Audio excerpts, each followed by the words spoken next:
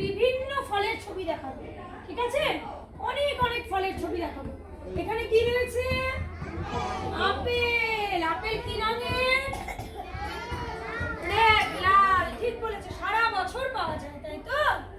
এখানে কি রয়েছে? কমলা।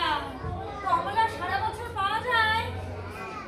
কমলা সারা বছর পাওয়া যায় না, কমলা শুধু শীতকালে পাওয়া যায়। কমলা একটু শীতকালে পাওয়া যায়, হালকা টক এবং মিষ্টি সমারোহে কমলা। তারপরে কি রয়েছে? শসা যায়, শসা। এটা কি রয়েছে? আম। হলুদ রঙের, আবার সবুজ রঙেরও হয়। মুখের কাছে হলুদ, গোটা গাটা সবুজ। রং কি?